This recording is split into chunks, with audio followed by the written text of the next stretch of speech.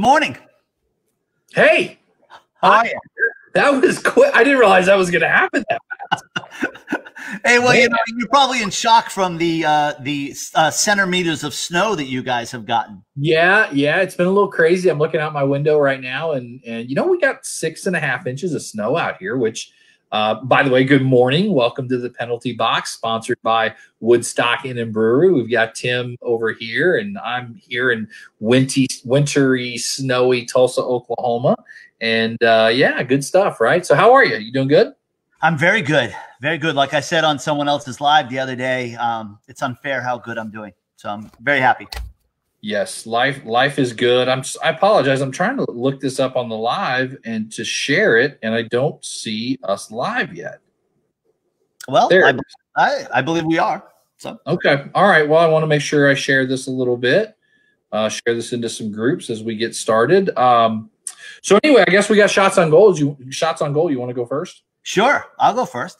Do it. So my shot on goal is a couple of RIPs, some rests in peace.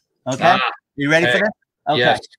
My first rest in peace is to New York City restaurants. The other day I saw David Portnoy, and I shared it to you. Did this really well off the cuff interview about how the restaurant industry is dead. They shut down indoor dining. I mean, I know the penalty box is not a political thing, but this is a little ridiculous at this point.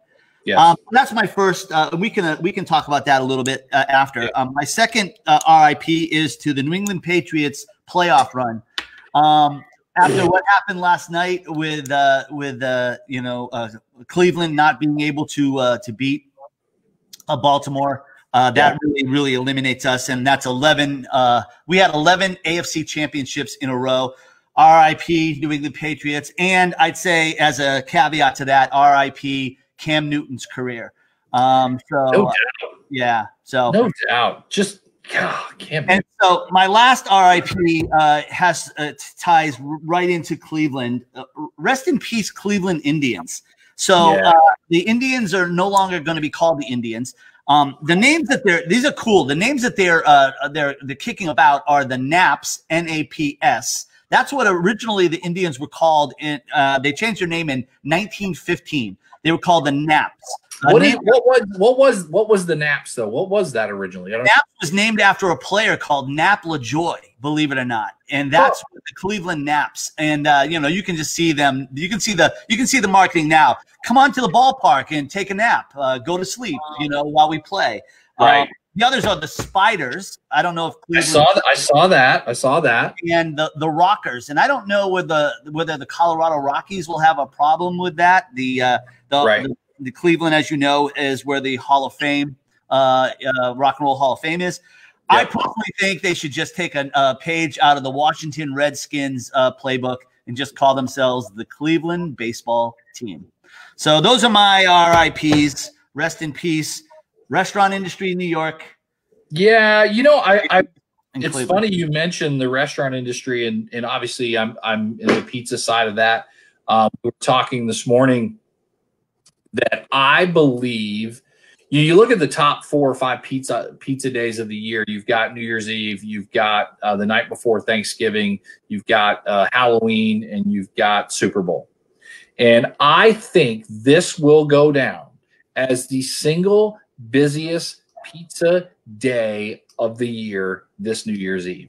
Because people aren't partying. We're not going out. We're going to stay home more than ever. There are going to be some little parties here and there, but it is going to be the single busiest pizza day of the year, probably of forever. Mark it down. And then if COVID goes away, not to be political, to take your vaccine, whatever, next year will be the single slowest New Year's Eve pizza day of the year. And we'll all go out. But my point though is that we've got to, if you're going to order pizza locally, and please order pizza from somebody. If you're going to order pizza, order it, but pick it up early. Get your order in early because it's going to be crazy. My shot on goal, I've got 3 because I never just come with one. Along the lines of you, rest in peace to LinkedIn Stories. Yeah. You know, this was such a big deal when it came out. LinkedIn stories and Twitter now has stories, but the LinkedIn stories that we're scrolling right on the top of your LinkedIn are now gone. Really? They're you have to scroll down to find them. And I think it's just because, you know, you don't have to copy everything that everyone else is doing. So rest in peace. God rest your soul, LinkedIn stories. I think they may be dead. Another shot on goal to the gentleman at Oak Grove Lake in South Carolina that caught a 9-pound goldfish. What? Yeah, that happened in the last week. Dude caught it, and he's got a picture of it, and it's just this giant. It looks like your little bitty goldfish, but it's this big. You know, I don't know what goldfish tastes like, and I don't want to find out. Apparently, the guy threw it back, which thank you. So we don't have to rest in peace the goldfish, but a 9-pound goldfish. It was how old is a 9-pound goldfish in your opinion? Well, that's a good question. I don't know. Maybe they should. If you guys have a guess, put it in the comments. I want to know. Yeah. If you've got a guess on how old a 9-pound goldfish is, I would be curious. Hey, Ted. Hey, Sean. Stupid. Sean said your live is stupid. Is that what he just said? I don't even know. And so my last shot on goal. This is a serious shot on goal. I am sitting at 61 coats through yesterday. I've got, I think, another 12 or 15 to pick up over the next couple of days. So I just want to tell you thank you to my friends for all the coats that they have donated to, our coat drive nationally. And if Sean Litvak, who's watching, if Sean thinks he's going to have 65, I will have 66. Now Sean's one of those guys that's been, well, I've got friends that have donated parts of it. Like, I want to see that. I need some proof of that. Right. Not that I don't trust Sean, but I need a little more proof on that. Well, if anyone goes to my page, they'll see a couple really entertaining videos of one Eric wearing 6 or more coats. Yeah. Christine's favorite, which is you in the cream-colored leather. It was so tight, dude. I could barely get my arms in it. Now I do have, so all these coats are in our back bedroom. My wife's like, when you go? I'm like, they'll be gone by the end of the week. But I think I may try and see how many I can get on. I've got kids' coats and all sorts of stuff. So excited about that. So just thank you to my friends and family that have stepped up, and because I got so many coats, and some of them are really nice. Like, I'm like, these are some nice coats. So anyway, well, let's get to our guest today. Great. So, hey, Kevin, how are you? Hey, guys. Well, I'd like to introduce. Did Kevin put pants on yet, or do we know? That's for the end of the show, my friend.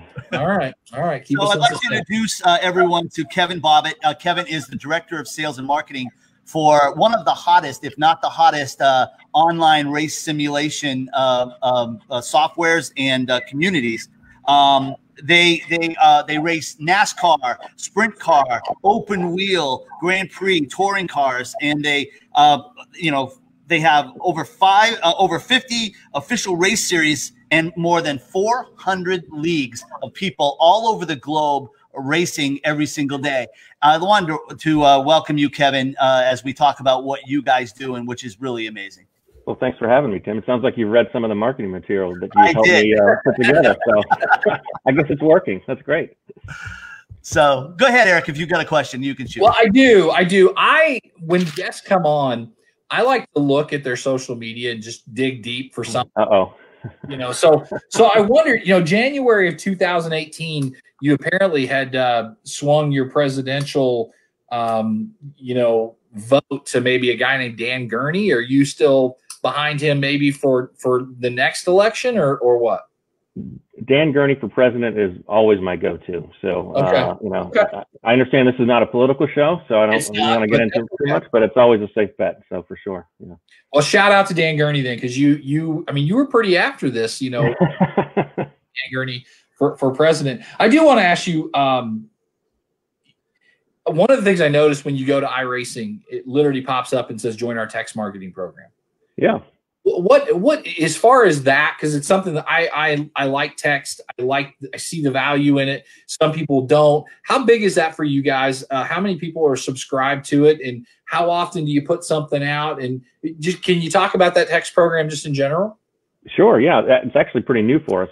Only started a couple of months ago, and it's obviously, you know, it's something that, you know, a few years ago I would have probably been adamantly against, right? But I've got teenage kids. Well, one's 20, so I guess he's not really a teenager, but close to it, and they don't read any of the emails I send them. Doesn't matter what it is, they don't read them until 3 weeks later, and then they reply.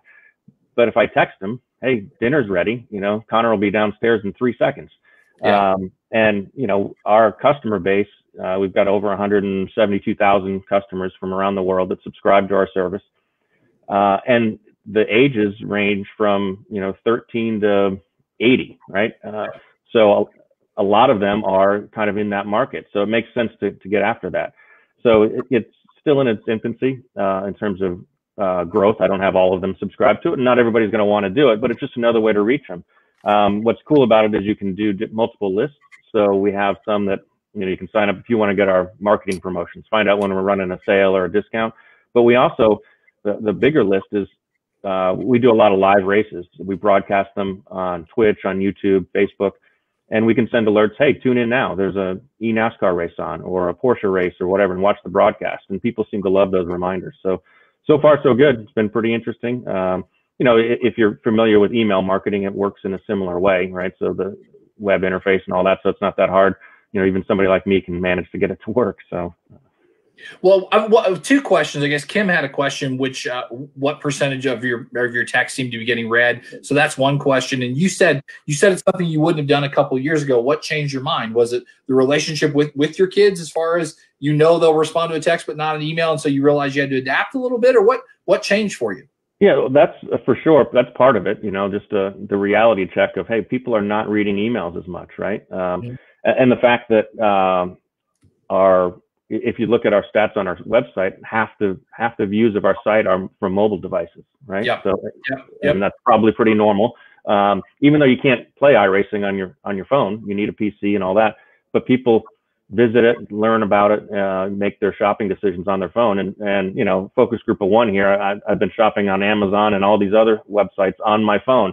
You know, maybe I make the purchase on my PC later, but certainly sitting in front of the TV watching, you know, whatever you're watching on Netflix, it's easy to pick up your phone and say, oh, what is this? Whatever it is you're looking for. So I think it's just kind of the way the world is shifting. It's a good communication tool. You know, email's still quite viable. We still send a lot of emails, still have big lists, and get good responses. I don't know the answer to that specific question from Kim off the top of my head. And again, it's still small numbers for us, but trying to grow. We haven't really promoted it yet. We put it on the website, but we haven't really done a marketing push to say, go sign up, unless you just happen to go to our site. And once we get it to kind of the next level, then we'll probably announce it more formally. Although I guess we've done that today. So thank you for that. There you go.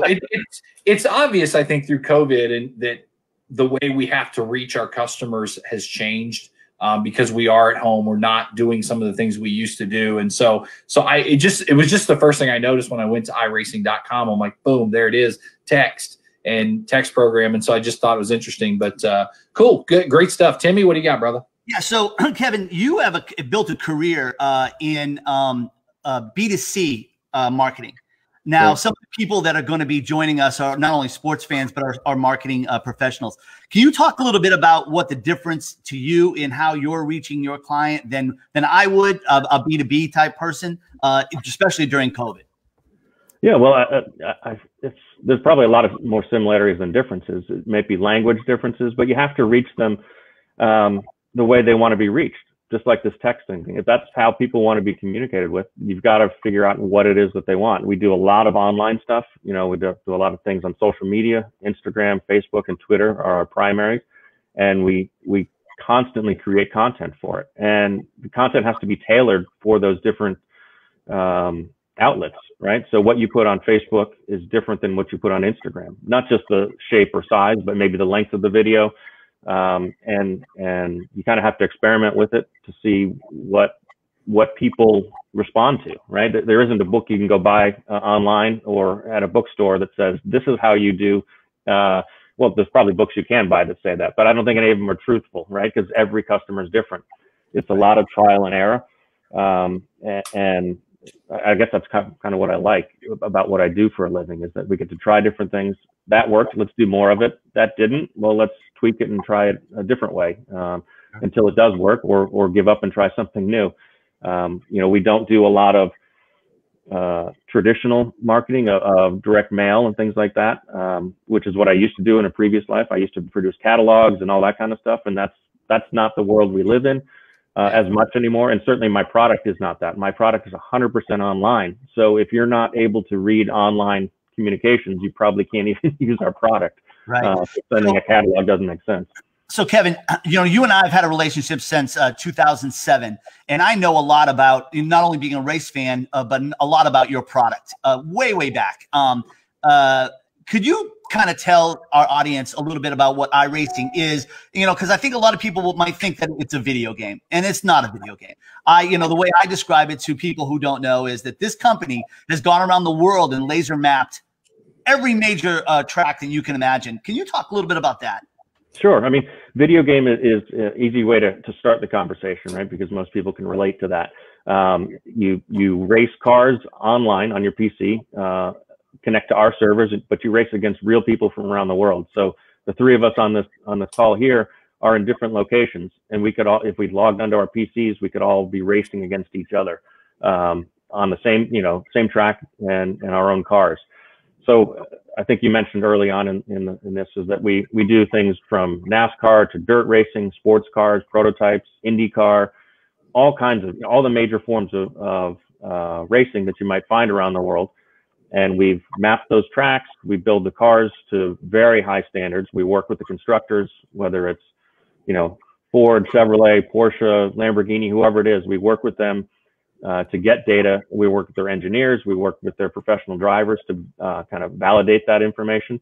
So our product is about being truly authentic and realistic in a way that a professional driver could use our product to train, to learn a new track, get some practice.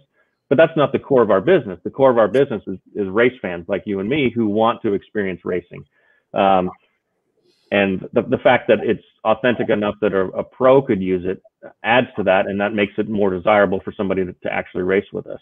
We have this huge community. We organize all the racing for people, so it's super easy. All you need to do is have a PC, a controller, and a subscription to iRacing, and we kind of do the rest for you. You don't have to be super technical. You can download the updates. We do that basically automatically. We give you a little button that says, hey, it's time for an update, and you click that, and then you go racing. So we try to make it as easy as possible for people to do this. Right. Go ahead, Tim. Go ahead.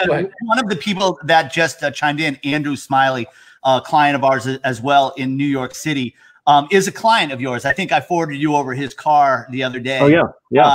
Andrew and I have been talking back and forth in our brief relationship about, the practices that he has. And with iRacing, you hit the wall. There's no reset. This is not, this is not, in five more rounds, 5 more laps, I'm going to get a new tire. You got to go into the pits or your night might be over. I didn't catch Andrew's question, but his question was, do you market together with Porsche? And I assume you do, but the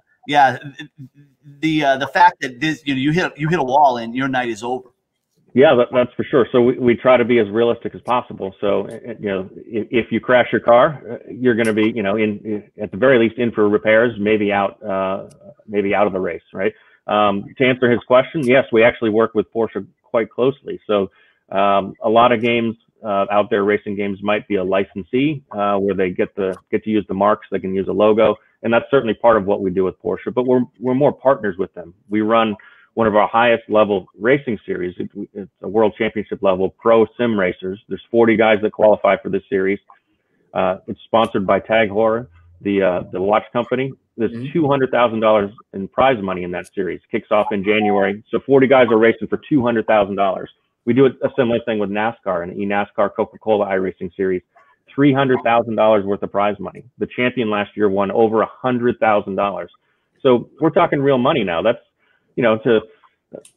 that's a nice salary for a year. If somebody can win $100,000 racing on iRacing. When we started doing these pro level things, we had $10,000 worth of prize money, which was certainly cool. but it doesn't grab the headlines as much as, 100,000 or 300,000. So we've come a long way in these last 13 years. Amazing. That's the question actually I was going to ask was about e-racing from the standpoint that I did see, I can't remember which circuit it was, but there's 30 guys racing for $300,000. And I look at that and think, man, it's crazy. Now, my question kind of going that way was a guy, Gary Vaynerchuk, who I'm sure you know who that is involved with like esports. And do you feel like a guy like that on that level is kind of pulling some people into this, or was it already taken off anyway? I think it's a combination of things, right? So we started from the beginning back when I joined the company back in 2007. We weren't even launched. We launched our product in 2008, and we've been growing and growing since then. Last year around this time in December, we had a small celebration in our office. I think we toasted coffee because we drink a lot of coffee in the office because we crossed 100,000 active memberships. So that's 100,000 people that are using the product. Today we're at 172,000.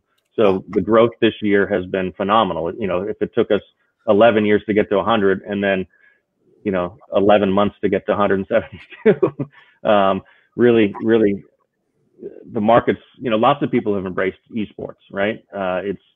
It's not just racing. There's other games out there that do esports. What's interesting about racing esports is that it's really the only game or sim out there that actually replicates what the pros in the real world do, right? So if you play FIFA esports, which is the online soccer game, it looks like soccer, but you use a hand controller and you move your thumbs around. And I'm a soccer player. There's nothing related to soccer other than maybe conceptually, right? If you play League of Legends, it's a fantasy game. You go out and kill whatever. All those are super fun. I play all kinds of games, so that's not a knock against them. But those skills don't transfer to anything in the real world. If you play Call of Duty, you're shooting the bad guys, but it doesn't make you a Marine or a soldier, right? Right. In iRacing, the skills you use on iRacing are exactly the same skills you would use if you get in a real race car. And we've actually put sim racers in real race cars to see how they do. And for the most part, they get up to speed really quick, and it's kind of a validation of what we do. Interesting. Hey, Brian Monahan asked, do you do private event racing? And Brian is in the world of events and big event. Do you do private event racing? We do private events online. So part of what we do is kind of the official series that we host and organize. But you can, as a user, you could set up your own private event online. We don't do in-person events per se, where you bring equipment and stuff. We're really a software company, so we don't have a whole lot of equipment. Brian has a lot of cash. Does that? Well, then maybe we should talk after this call. So we can probably figure something out. My last question I had before we get into the OT and maybe have some other questions, and this is, this may cut a little deep and hurt a little bit, but I noticed on Twitter, Facebook, you guys have the check mark. On Instagram, do you feel like you failed as a marketer that you don't have a check mark next to your Instagram page? I do, and I feel like I don't have a personal verified on my Twitter account. So I don't know what to do about it. Do you guys are you verified on Twitter? No, I easily could be. I just choose to be rogue. Yeah, I got it. I just didn't know if you felt like a failure for that. Maybe you need to get somebody on that. So I'll get somebody on that. Thanks for the pep talk. Appreciate that. So Kevin, having a background in marketing and a love of racing, my uncle Dave, who you knew, was a fairly well-known automotive artist. Talk to me about the ads that are on the track. Do you guys sell ads? I mean, there's a lot of people watching, and a lot of people playing. I mean, I personally am not, I'm a fan of I'm terrible at games of any kind, so I don't. And plus, I know we've seen you drive in our office a couple of times. I'm impressed by the amount of ads that I see when I watch a race, and I watch some live events through iRacing. Talk to us about the ad spend that's going on inside the game. So there's a couple of elements to that, right? So when we laser scan a track, we also go out and photograph it. So I actually went on the trip where we did Le Mans, which is a big track in France. We laser scanned it, and I think we took 40 or 50,000 photos of the track. So that's a lot of photos for one track. And typically what we'll start with is we replicate exactly what ads are there running at the race. And that's part of the deal we do with the track when we license it. It's a value add to them, right? So their sponsors get more eyeballs, right? A place like Le Mans has one race a year, but in iRacing, it lives on, right? So there is also opportunity on some tracks where we can change out those ads. You know, basically it's ad space, as you call it, right? That's available to other partners that might want to get in front of sim racers. So there's certainly some of that available. Most of what you see is actually what's at the track, though. Great. Are there any tracks that say no, we don't want that, we don't want any simulated racing? We don't. Are there any of them that like this is the holy grail and we don't want that? Or is that not into that now at this point? That's a good question. So when we started, we would call people, you know, tracks and say, hey, we're iRacing and we'd love to come scan your track and put it in our software. And they'd say, what? Who are you? Yeah. Right. Yeah. And over the years now, people call us and say, what does it take to get in iRacing? So I think the market and the perception of what we do has changed greatly. And I don't think there's a whole lot of tracks that give us a hard time anymore. None that come to mind anyway. They see the value in it. They see that they can reach new people. You know, a lot of racing series, the fan base is older than what iRacing has, right? Mm-hmm. So that helps them. It's like, hey, if I can convert a young person into a race fan, maybe they'll come to my track someday, right? Maybe they'll come and they'll watch races. So they see the value in it. Same with car manufacturers, right? In the beginning, it was much more difficult for them. We'd call and they'd say, who are you? Now they pick up the phone or they call us and say, what does it take to get our car in iRacing? We just announced last week the new BMW M4 GT3 car, right? That car hasn't even been revealed in the real world other than some photos, and we built it while they're developing it. So to work with BMW on developing a car in the sim while they're developing the real race car is something that's super exciting and doesn't happen very often. So it shows how much a company like BMW values sim racing. I mean, they're putting tons of marketing behind it. They have live events. They promote us, not just us, but all sim racing. So it's really a neat space to be in. What's the best seat you've ever sat in at Fenway Park? I can send you the picture. It was, I'd call it the dugout box seats. So I took a selfie and I sent it to somebody and they said, oh, well, why don't you tell them to change pictures? Because I was sitting right next to the manager at the time. So, those are the owner's box seats. I got to sit in those once. So that was pretty nice. What people might not know is that, you know, John Henry is a minority shareholder. I would assume still iRacing involved. Yeah, so, in some way.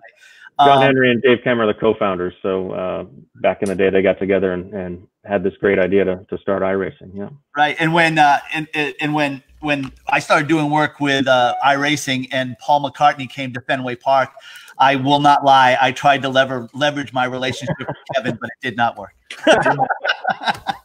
Not that good of friends. Yeah, I like it all, but that's where I'm. I got to draw a line somewhere, right?